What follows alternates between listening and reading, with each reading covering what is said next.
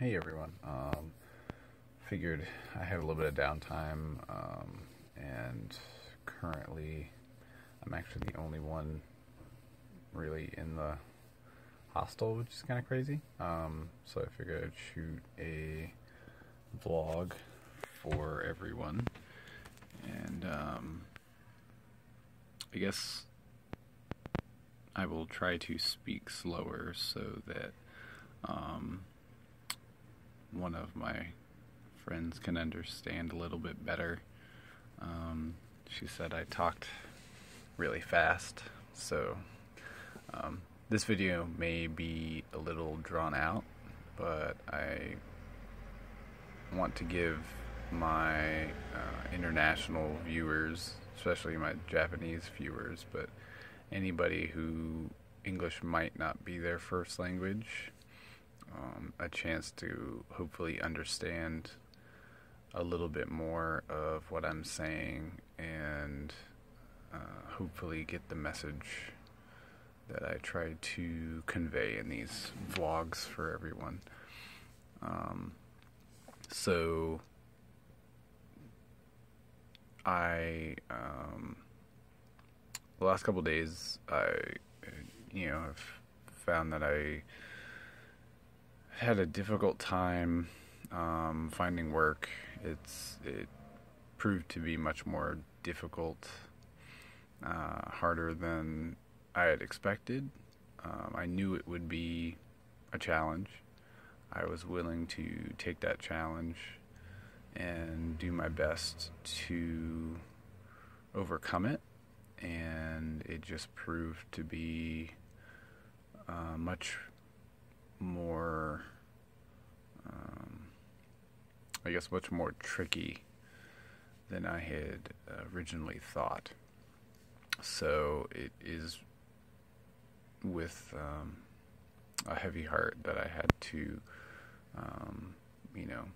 rearrange my travel plans and leave a bit earlier than expected. And I'm doing my best to not allow that to paint the rest of my time here, because I still have 5 or 6 days left before I have to go back to the States. But in the back of my mind, it is something that is weighing on me, and I spent last night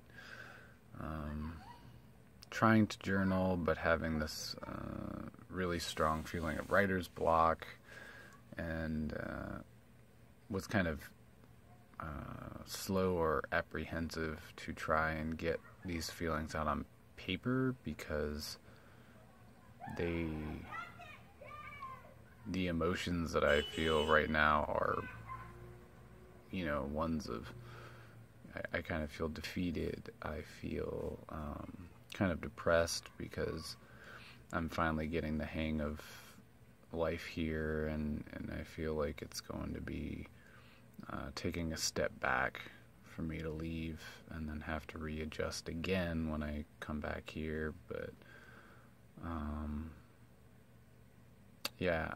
I am. It's always difficult to leave Japan for me. The first time in the Kakahashi project, I think that it was maybe slightly easier because at the time I was going back to something and somebody, and when when that scenario ended up working out a different way, my life really took a major change. Obviously for the better. I mean, in the moment it was very difficult, and I will refrain from getting into it. I've talked about it enough to everybody that needs to know, or wanted to know. But it's turned out for the better. I've come this far. I've figured a lot out for myself. I have found my faith again. I have found a purpose. I have found something that drives me forward and inspires me. I've found a lot of things that actually do those for me, but the goal until is attained is to be here on a permanent basis. And that was what part of this trip was. It was obviously to see my my family here graduate, to reconnect with them, to spend moments with them, to share smiles and time with them and meet their families. But it was also to try and gain a stronger foothold for making this permanent home. I mentioned to somebody today that leaving is going to be very hard, but my heart is always here, and I leave it in good. I leave it in good hands. It's not, it's taken care of, which I'm happy for. And when I return again, then it'll be like nothing ever happened, which I am really lucky to have that kind of relationship with my family here, that we can pick up like no time has passed. I think there is a little bit of nostalgia at work when we get together. I mean, obviously, you have 3 amazing years with these people and these individuals, and you've not only watched them grow up, but you've grown up with them. We've all changed, we've all learned, we've all evolved, we've all we've all grown together, and to share that is that's something very special, and I think that's something that not so many people get to take part in. But it's hard to have to leave and kind of situate yourself to a whole nother lifestyle once you've gotten used to one. Like, I love traveling. I suggest it to everybody. I had an individual staying in the hostel, one of the few people that's actually spoken to me. He's traveled in Japan, I think, since 1998. He's a native of Taiwan, and he told me that he's been all over Asia, and he's been to America. I think he'd been to Europe. But he was telling me that his perception was I had a very one-sided mind, or kind of like one-track mindset, where, not that I do not want to see any of these other countries or any of these other places, but I've made it known to multiple people that I would be able to die happy if the only place I ever saw was Japan, because it is the place that I think I consider home more than anywhere. It's the place that I feel I fit in more than anywhere. It is the place that I've wanted to see more than anywhere in the world. And to have been here 3 times, to have the connections that I have to the country, to the people, to the culture that I have, it's not something that I take for granted. And for me, it's something I'm just so passionate about, and I hope that it shows. I think anybody that watches these, that knows me, obviously knows how passionate I am about this country and its people and its culture and its history, and how passionate I am about trying to be a part of it moving forward in some positive way.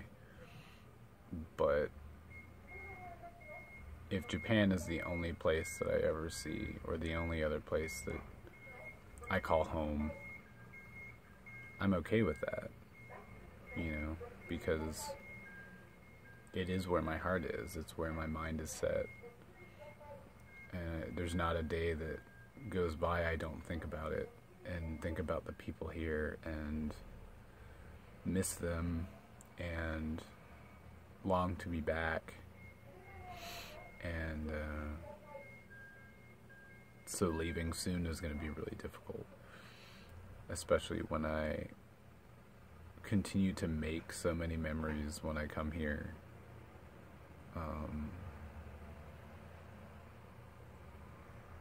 And so I have to leave these people behind again, and I feel like I'm letting them down. And that's something really hard to to wrestle with.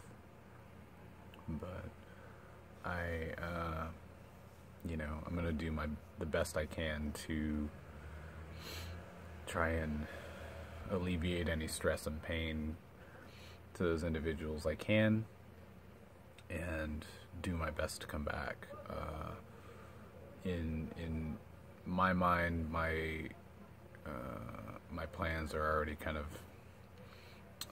starting to formulate, and I'm starting to tell people, like, this is my next step.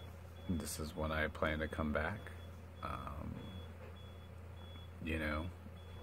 And I'm writing it down and making it my goal, and shooting for those stars like I always do.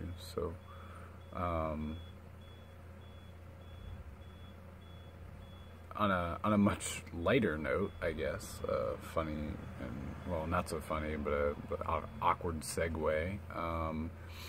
Yesterday I saw my second film in Japan.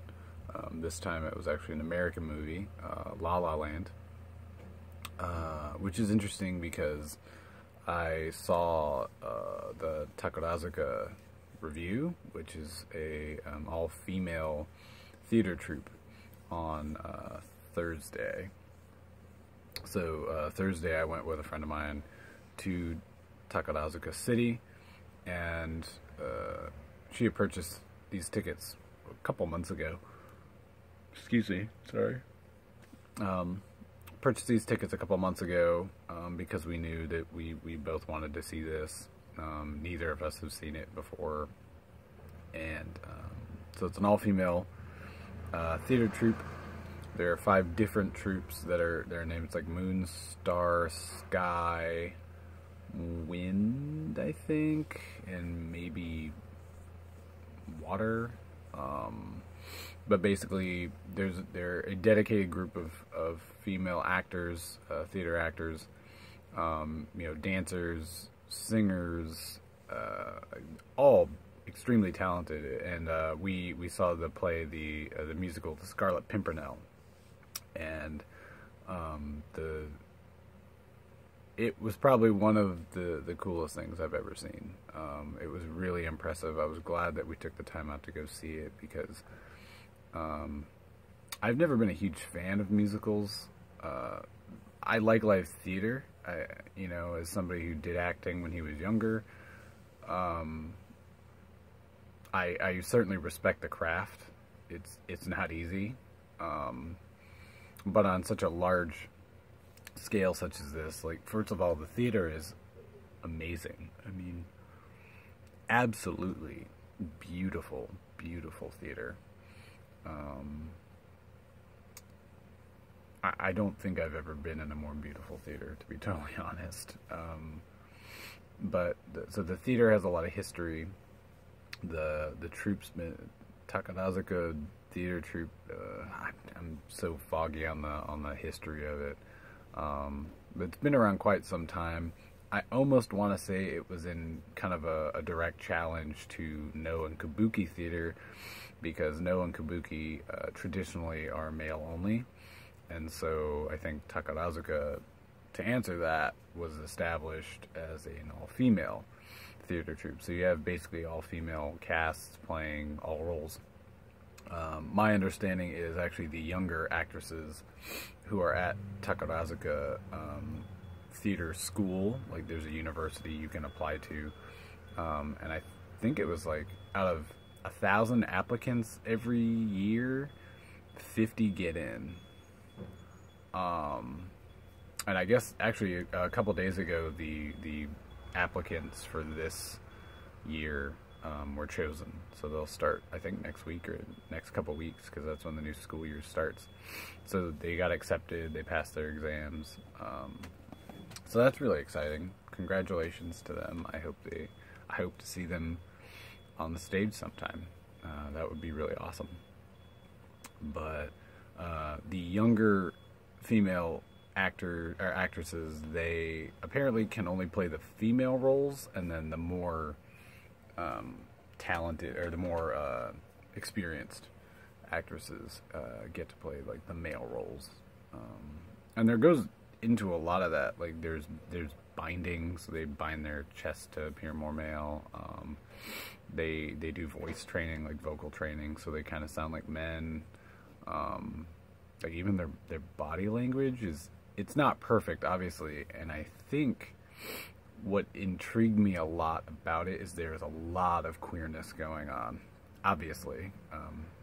In No and Kabuki there is too, if you think about it, because you're talking about blurring gender roles and lines and distinction.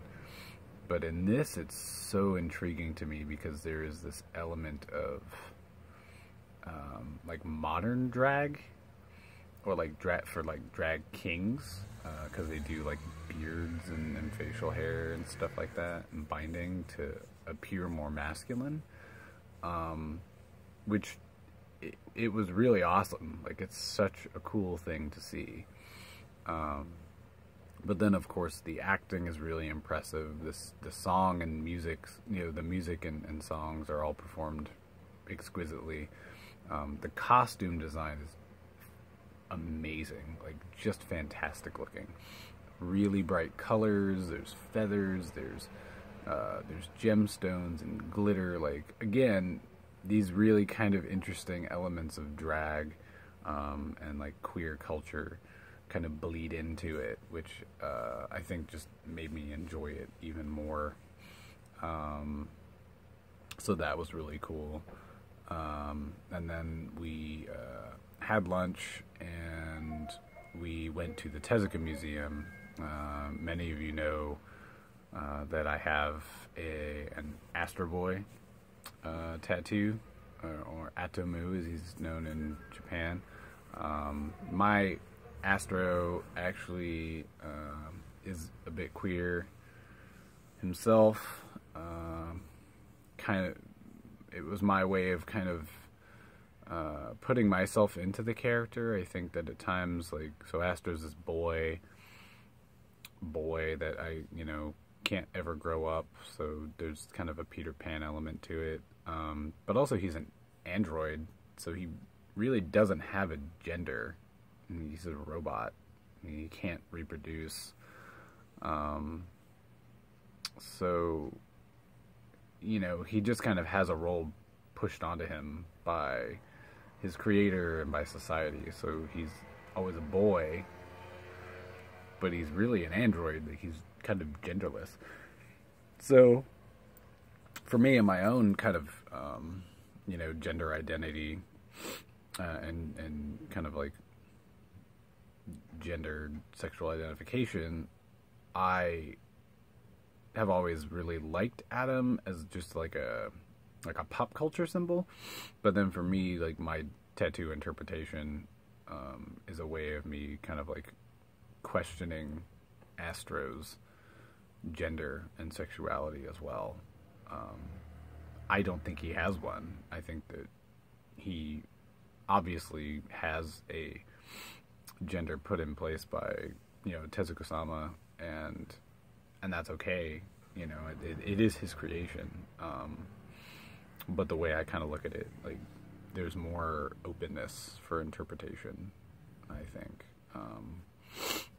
But I hope I don't, I hope I don't offend people by portraying Adam that way.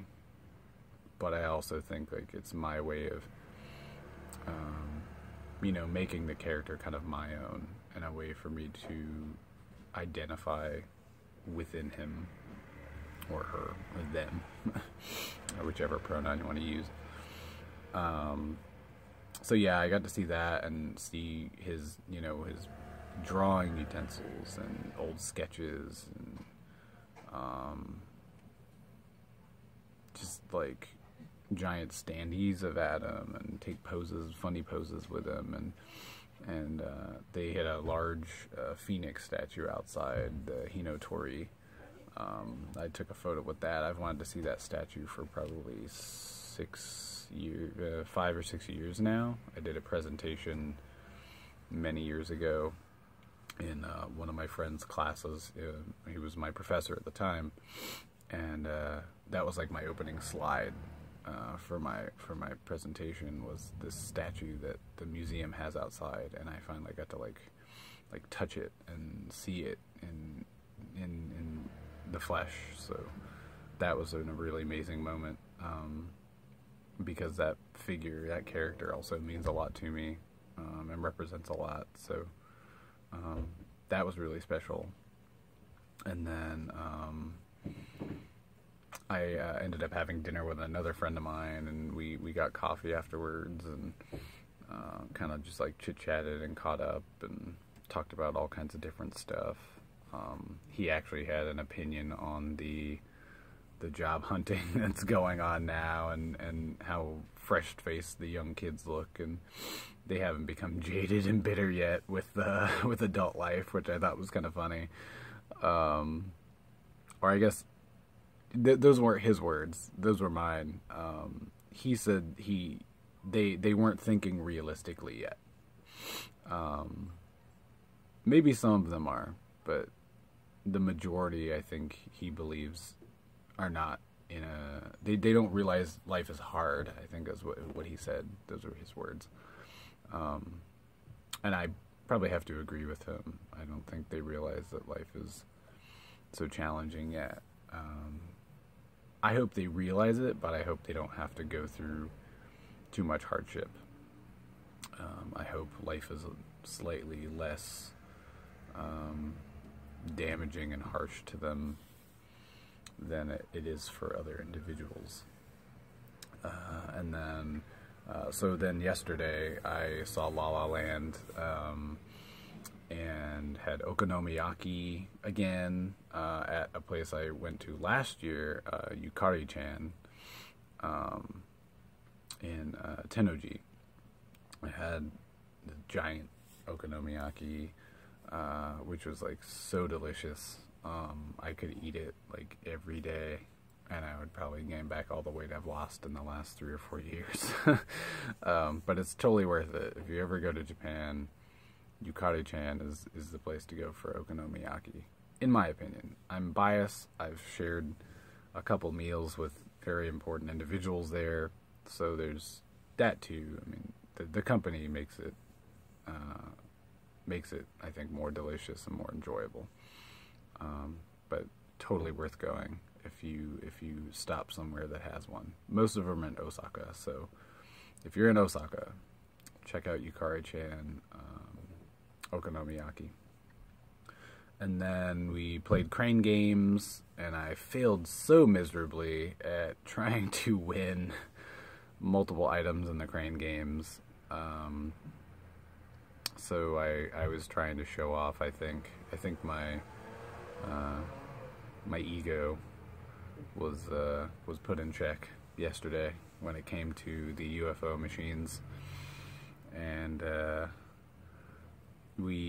then we went to the Abeno Sky Tower, which is the tallest building in Japan. at 300 plus meters. Not sure the feet for that, but you can Google it if you wish, if that's something you're into. 60 floors, that's the way I can put it. There's 60 floors to this building, and you go to the 59th and then you walk up a set of steps or take an escalator up to the 60th floor, which is the observation deck, and you just see out the entire city of Osaka. And at first I wasn't apprehensive, but I just was kind of curious, like, why come here? I mean, it in theory it seems like something that would be cool looking, but at night I realize why we waited. When you look out over the whole city at night is something just very awe-inspiring, and I made a Facebook post that maybe I will copy and add to this when I link it on Facebook, but it really encapsulated everything I thought about Japan when I was young. Like, when I was 10 years old and I saw the film Akira for the first time, I still vividly remember this, and I tell the story to people that want to know how I became interested in Japan and why I wrote about Akira so many times in my academics. And I remember I was 10 years old and I watched this film that I, even to this day, still don't fully understand, because I'm always learning something new from it. But that was Japan. It was the motorcycles, it was the lights, it was the buildings, it was the signs, the neon, the zen, but the violence. It was all of that. And as a kid, it just sucked me in. And obviously, I know now Japan is not all that. You know, Japan is not Neo-Tokyo, as much as, you know, some people would like to think it is. But last night it was. It was a really moving moment to crouch under the railing and put my head against the glass and stare out at what I believed was Neo-Tokyo. Like, the 10-year-old in me was sitting there staring at these lights and staring at the cars going and the trains going by and the large buildings from the tallest building. And I could have sat there for hours, just quiet, with the person I was with.